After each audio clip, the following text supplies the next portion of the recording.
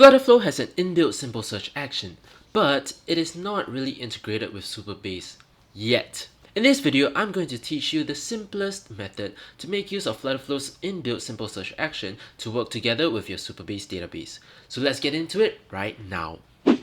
Alright, so this abstract is taken from FlutterFlow's documentation, and you can see that FlutterFlow has three types of simple search actions. So the first type is a Firestore collection, which is based on Firebase. The next type is documents, which is also based on Firebase. So you can clearly tell which is FlutterFlow's favorite child. And the final type over here is strings. So we are able to actually provide a list of strings stored in a variable such as an app or page state variable, and FlutterFlow will be able to do the simple search based on that list of strings and return the search results. So this final type is the one that we'll actually be making use of. So let me just go through the workflow really quick. So from our Supabase database, we'll first get a list of all the items from our Supabase database and store it in a page state variable. Then we'll use FlutterFlow's simple search action on just the list of names or the column that we want to search for. Lastly, we will filter our page state variable to only get the rows where the names matches the search result, and finally populate the list view to show the search results to our users. Alright, so before we begin building the app, let me just go through the prerequisites that you need to have. So first and foremost, you need to have a FlutterFlow project already set up. You can clone this Simple Search Tutorial 2025 project, which I've linked down in the video description. Next, you would also need to have a Supabase project with at least one table containing the data that you want to perform the search on. So over here, I have my item data table, and it has these columns: the ID column, the name of the product, the price, the image, as well as category column of whether it is in stock or not, a boolean column of whether it is in stock or not. Now, I've also provided a link to all of this mock data so that you can just import it into your Supabase database if you'd like to follow along. How to do that? You just create a new table, give it a name, description, make sure to disable row level security as well, since we don't want Supabase to restrict our access. Then over here under the columns menu, we do import data from CSV, and then you just drag and drop the file which you can access from the link. Alright, so once you have your Supabase project set up along with the table over here, let's go back into our FlutterFlow dashboard and let's connect our Supabase project to our FlutterFlow project. So to do that, we need to go to Settings and Integrations over here, and you can see that I've already selected Supabase, but we can scroll down to Integrations and we want to select Supabase over here. Then we want to enable Supabase, and we need to pass the API URL as well as the anon key. So we go back into our Supabase project, and we also want to go to Project Settings, and under Configuration, we want to choose Data API. You can see that over here we can select our project URL, so let's just copy that, and we'll paste that in our API URL. Next, we also want to get our project anon public key, and we'll paste that over here as well. Last but not least, we want to get schema. So if we scroll down, you can see that under views, we have our item data table, which contains all of our columns that we have created. Alright, so let's just go back to the widget tree, and now let's start implementing our simple search action. So if we go back to our Figma file, we first have to get a list of all the items from Supabase and store it in a page state variable. So let's just create our page state variable inside of our home page. So we click on our home page over here, and on the right hand side over here, you can see that there's this folder icon called Stage Management. So we click on that, and you want to create a local page state variable. For the state name, let's just give it item details. Then for the description, we'll just leave that blank, but for the type over here, we want to choose Supabase row, and you want to check this is list checkbox. For the table name, it will be item data. Then we can click on confirm. Now that we have created our page state variable, we want to load our data inside of this page state variable. So if the home page is still selected, we want to go to our action flow editor now. So we click on this actions tab, and we will open our action flow editor. So we want to load the data when the page first loads. So we'll click on page load, we will add an action, and we will search for Supabase. We will search for this query rows action. For the table, it will be our item data table. And since we want to get back all of the rows inside of our Supabase table, we don't have to add any filters nor any ordering. But we have to specify an action output variable name. So for this, let's just give it items. Next, we want to store our items inside of our page state variable. So we'll add an action, and we want to search for state, and we want to click on this update page state action. Now we add a field, we want to select our item details page state variable. We want to set this value as our action outputs and our items variable. Then we can just close out of our action flow editor. And actually, I think I'd like to rename my page state variable. So we'll go to state management, and we'll just rename this to search results. Then we'll click on confirm. Alright, so we have gotten a list of all the items and stored it inside of our page state variable over here. Next, we want to do a simple search on just the list of names. So we want to just search the name column over here. Let's see how we can do that in FlutterFlow.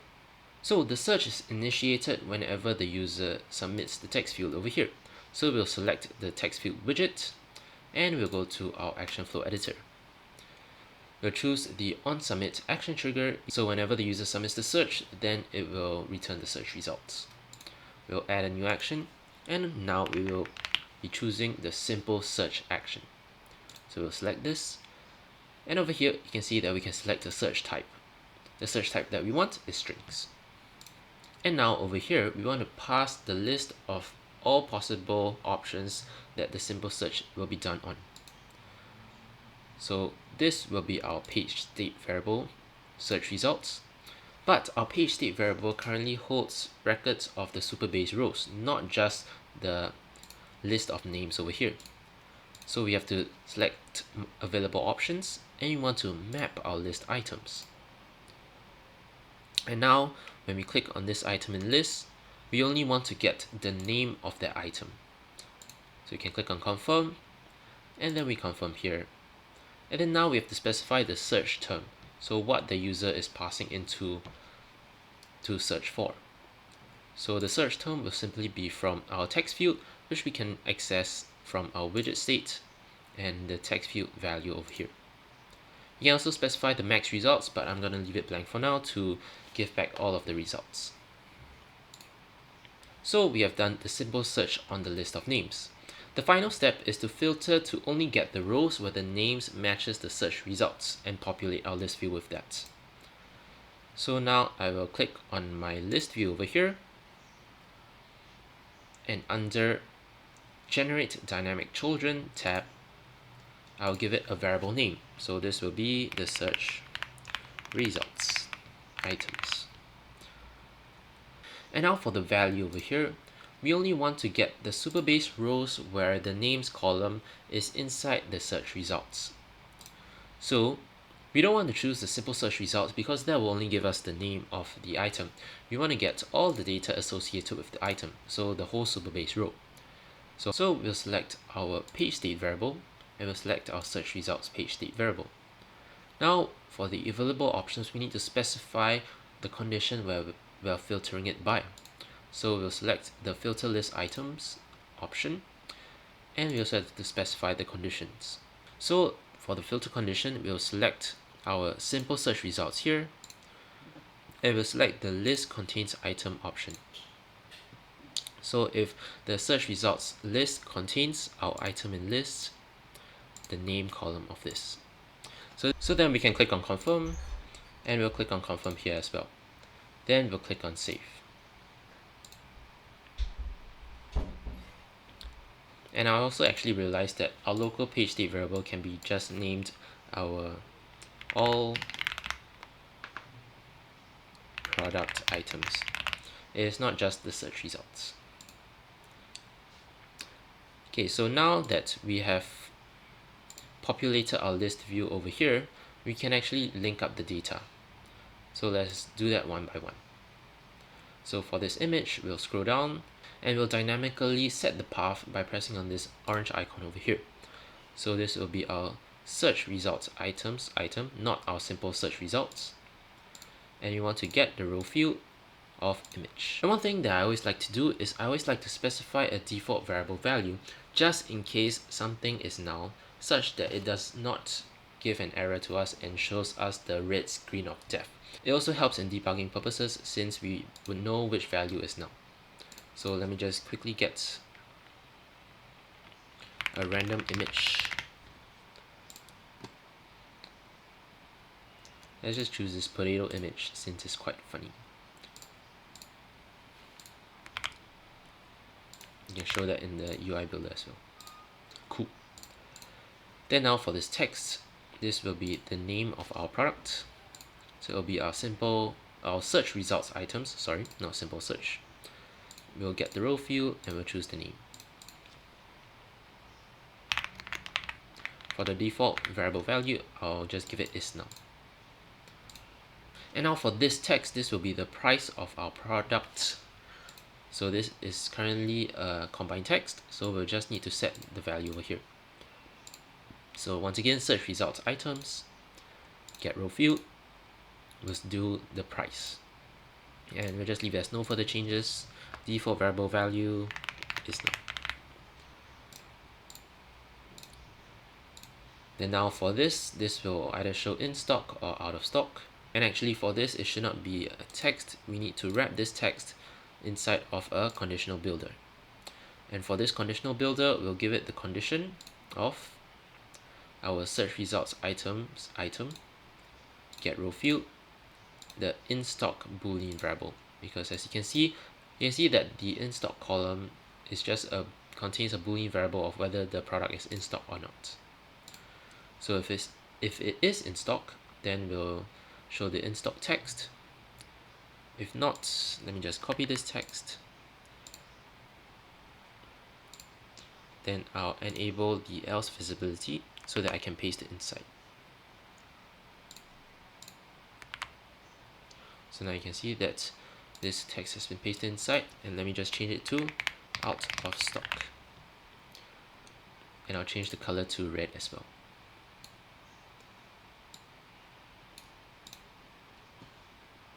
Alright, and that's actually it. It is that simple to implement simple search in FlutterFlow and Supabase.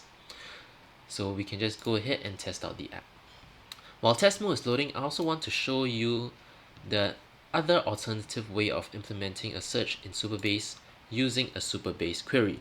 So this method is not advised because if we use a Supabase query, then whatever the user types in here has to exactly match the name of the product in our Supabase database. But in the simple search action in FlutterFlow, it does not have to exactly match the name. It can have some differences, but it's still able to return the most relevant things that we want to search for. So let me just quickly show you how to implement the simple search using a Supabase query, but this method is not advised. I'm just doing it to show you the difference. Alright, so in this page, let's first click on the text field and we'll open the action flow editor for our text field. Whenever we submit the text field, we want to set a page state, and I just realized that we have not made a page state variable yet in this page. So we'll click on the home page copy, we'll click on this folder icon to add a new page state variable. This will be our search string. The type will be a string, and we can click on confirm. Then, now going back to our text field, we will open the action flow editor once more, and we'll search for our update page state action. We'll set our search string, so set the value to be equal to our widget state and the value of our text field. And we want to select rebuild current state. Then now we want to go to our list view over here, and you want to choose this option to add a backend query. So you want to select Supabase Query. The table that we want to query is our item data table. We want to return a list of rows, and for the filter over here, we want to set the filter as our name column, and we will choose the like operation, which is case insensitive. So it's equal to our page state variable search string over here. Then we'll click on confirm. And it looks like we still have some errors. Yep, and for this search string, let's just give it the nullable option. Then we also have to link up all of our data, which should be quite simple. For the image, we will choose it to be our item data row image. This is all the same as what we did just now. Then we also can give it a default variable value of the potato.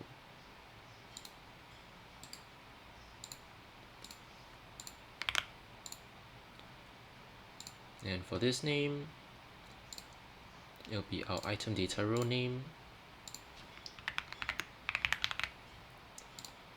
For the price, it'll be our price field. And last but not least, for this, let me actually just go ahead and copy the conditional builder.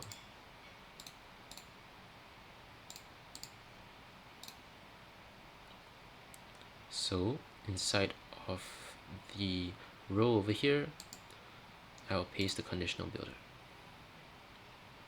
But we have to go to the conditional builder and reset the condition. So it will be the item data row in stock option. And I've also added the nav bar over here so that we are able to navigate between the pages. Alright, so we're now in the simple search page. Let's just search for some tomatoes. And you can see that the search results are reflected here. Now let's go into our other search page where we're using a Supabase query. Let's try searching for some tomatoes. Weird, but why didn't this work? Well, that is because when using a Supabase query, we have to search for the exact name over here. So let's just search for salmon canned.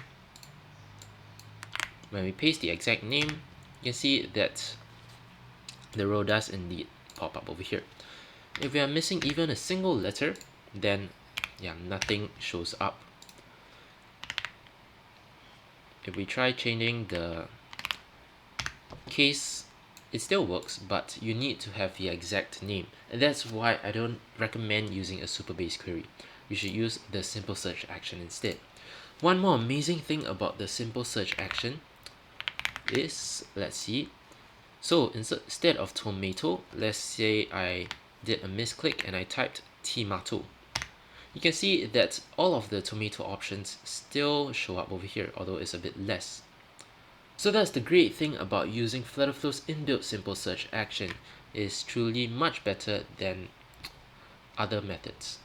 And that's also why I recommend using the simple search action. We just have to make sure to follow this workflow over here, and remember that we can only use the strings search type when we're using Supabase. If you're interested in learning more about FlutterFlow and especially about Supabase, check out this video over here where I discuss effective database architecture and how to structure your Supabase databases so that they can work effectively with your FlutterFlow apps.